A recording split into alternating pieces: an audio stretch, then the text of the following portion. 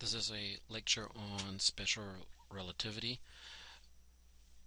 and here's a definition of what the special means, and that is there are no accelerated systems. That means any kind of system like this boxcar here has to move at a constant velocity, and of course me trying to drag it along kind of gives it these little bumps here, so it didn't look quite smooth, but I tried.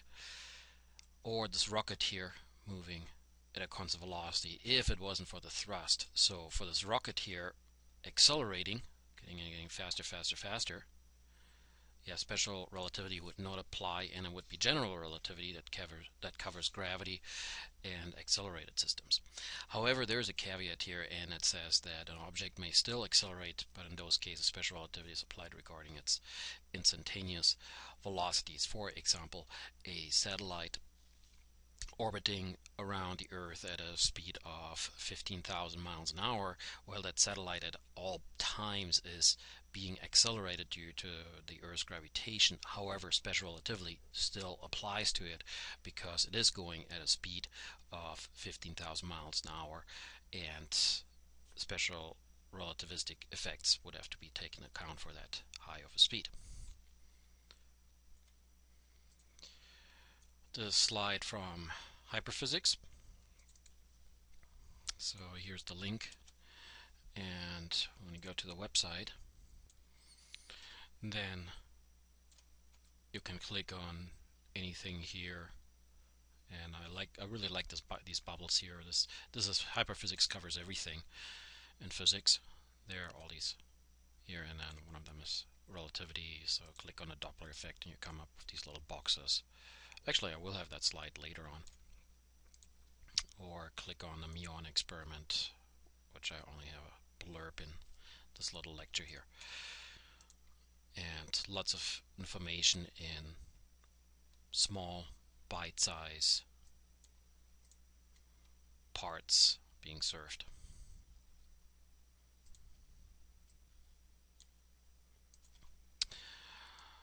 Einstein's original paper is, for example, found in the wiki source, and it's titled on the electrodynamics of moving bodies. And the reason he did that is because he looked at Maxwell's equations and noticed that when he goes from a moving object to a stationary object, that he could not transform them with the normal Galileo transformations. And I'll show an example here for that in a moment. But had to use the Lorentz transformations, and he came up with his equations, of which the most famous, the most important one is actually this one here. In physics books these days you actually see a gamma there rather than a beta, and that capital V here is nowadays always written as a lowercase c for the speed of light. So gamma equals 1 over the square root of 1 minus v over c squared. And also you see it in one of the Mechanical Universe videos where David Goodstein talks about electromagnetic induction and uses it as a starting point for relativity. Oh, by the way, these are actually where he derives the equations using Maxwell's equations, and that's actually not long here. It's one paragraph that goes maybe 1.5 pages, and then he does all kinds of other things here, Doppler principle. So that was the original paper that he published in 1905, of course in German, and this one here is the English translation.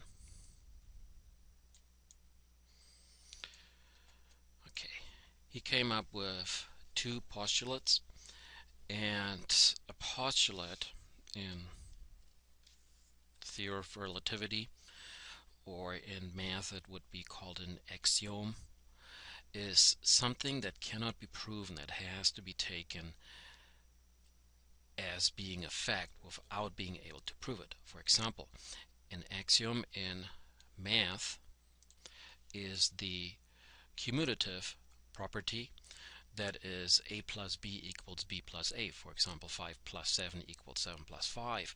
We know that that is completely true, but surprisingly, we cannot prove it. So a postulate here is in the same manner. We have to assume that it's true and then develop things from that. And a validation for a postulate to be true is that when we come up with the theory that develops from it, if that matches the data, the observations, then we have to safely assume, hey, the postulates that we chose are indeed correct. So one of these postulates is that the speed of light is exactly the same 299,792,000 meters per second, or 186,000 miles per second, and there are no exceptions. And this one here I pulled. So this person here is shooting a laser gun at this target here, and the laser light goes with the speed of light towards the target. This person here is shooting a laser gun from a moving train, and the moving train may be moving close to the speed of light, or it might be a slow moving train. Either way, actually, that laser light is still being fired with the speed of light, even if we look at it. So the speeds do not add up. It's always the same, and that is of course kind of strange. If we shoot an arrow from the moving train, well, we would definitely add these speeds here. So the arrow is being shot at 200 kilometers per hour, and the train moving 100 kilometers per hour means that from our point of view, that arrow has to fly at 300 kilometers per hour, faster than the arrow that we're shooting here. But the same does not happen with the speed of light, no matter what kind of example it is, and you find it in at least one of the problems that I have assigned separately, that the speed of light is the same no matter what. Back in optics, where we talked about refraction, and we had what's called the index of refraction. We have an incoming ray moving at the speed of light, then it moves through the glass, where we have calculated a speed of light that is less by 50% or 80% or even a factor 2. But the thing is that in a transparent medium, light only seems to be slower because it has to take all these pit stops on its way through as it's being absorbed and re-emitted by these atoms here. Absorbed, re-emitted, absorbed, re-emitted, absorbed, re-emitted.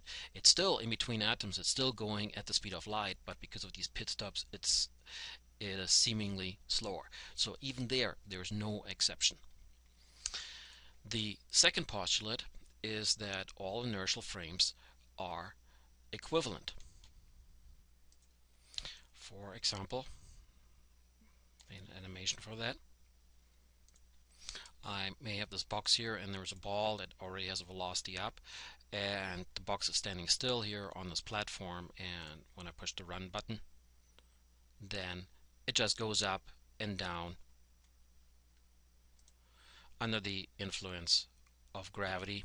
And I made this also totally elastic, and with no friction, it just keeps on going. Okay, I just reset this here. So what happens when I move this along? So I take the entire box and I give it some velocity to the right, and I hit the run button, and of course from our point of view, and I'll start that again here in a moment. So from our point of view, the ball kind of makes this movement here, these upside down parabolas, which we expect. But of course what it's doing inside the boxcar, well, inside the boxcar it's still going up and down. Let me show that. I attach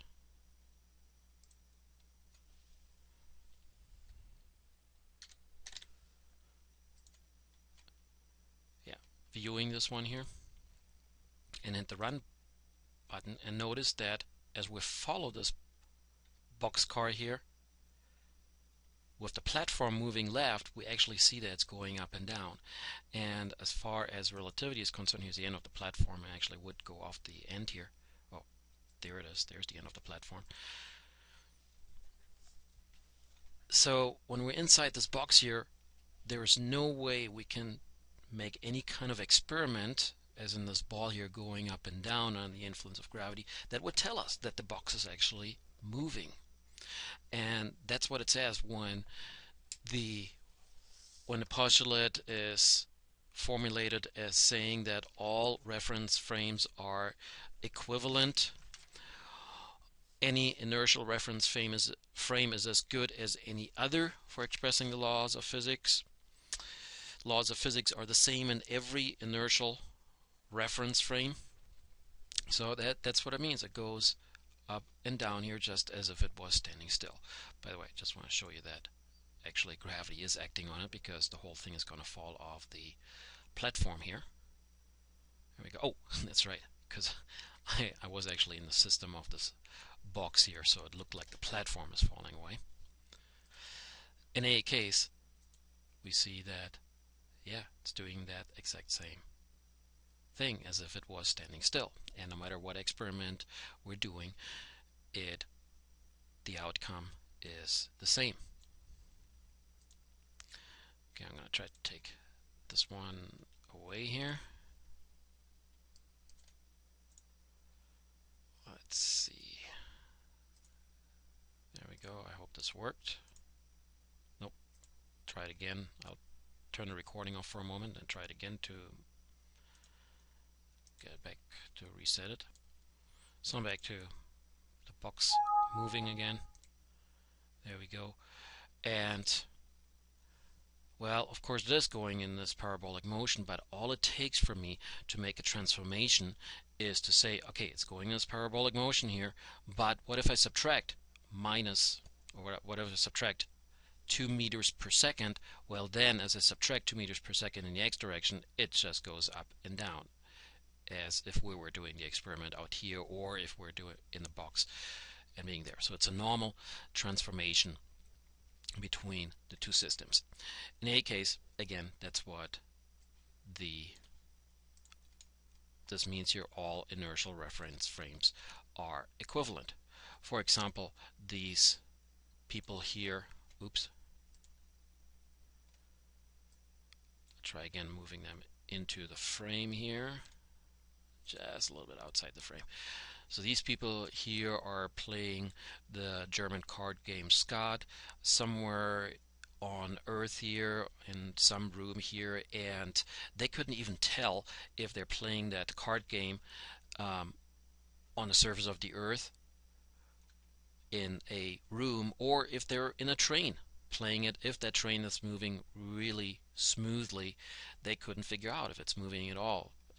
We assume that the shades would be drawn here and they wouldn't be able to look outside. What I mean by this one here is they cannot do any kind of experiment that tells them if they're moving or if they're at rest. In fact, these people who are in a room, perhaps at rest in some room in Germany playing Skat, well, are they actually moving after all?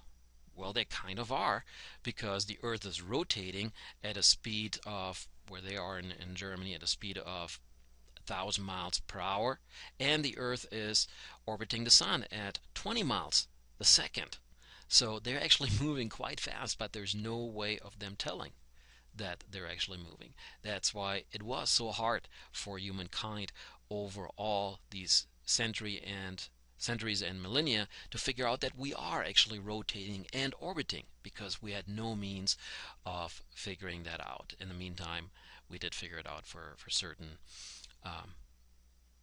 looking at certain astronomical orbits in our own solar system, respectively. We actually do have an experiment, what's called the Foucault Pendulum, that shows us the rotation of the Earth.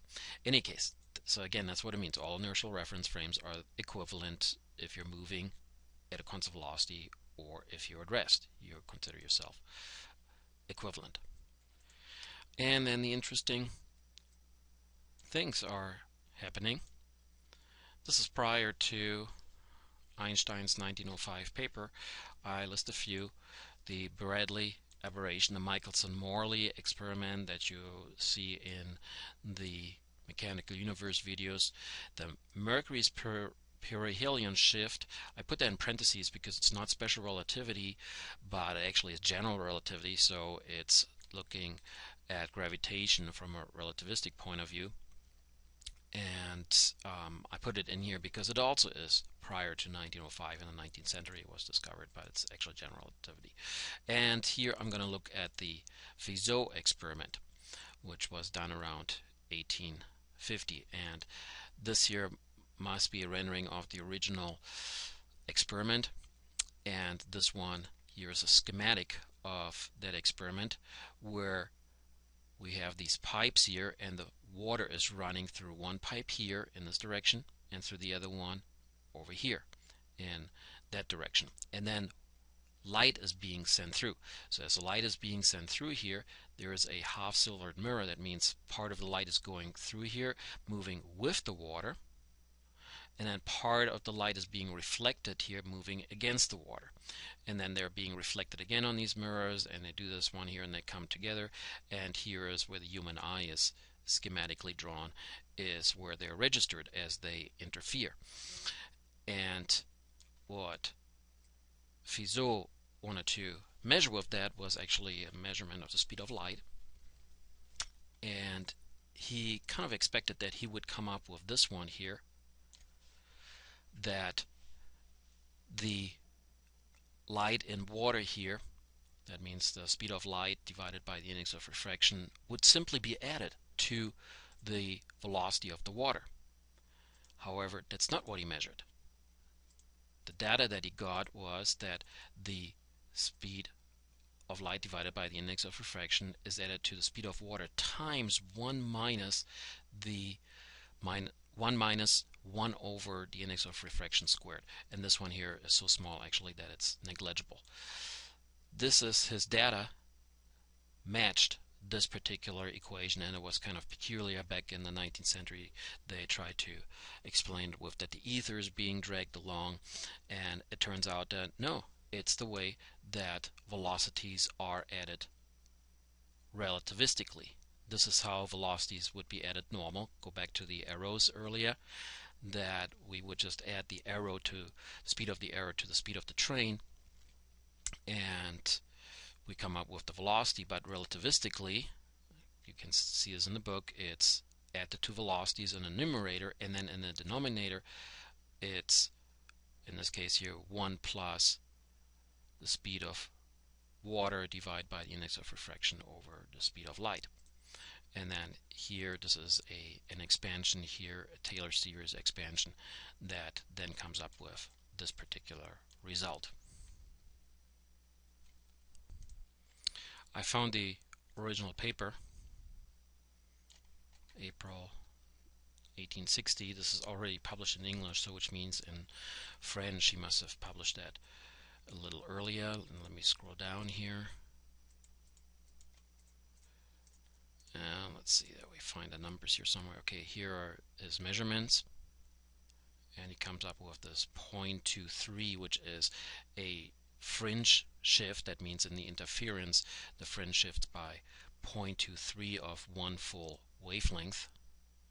And then here are his calculations, and you can already see that here this is kind of like 45 years before Einstein. Notice this one here, v squared divided by v squared minus u squared. It kind of resembles already special relativity equations or Lorentz transformation. And then at some point, let's see, in the algebra, there it is. There's that m squared minus 1, where you said, okay, you know, I didn't expect that extra shift of the 0.23. Here's that observed value. But when I apply this drag coefficient, which then 50 years later was shown to pop out naturally by adding velocities relativistically, and then I come up with practically the same value. So calculation gives me this here, 0.20, and my observed value is 0.23. By the way, here it says m squared minus 1, but if you turn this a little bit around and you divide by m squared and turn these around, you actually come up with 1 minus 1 over n squared.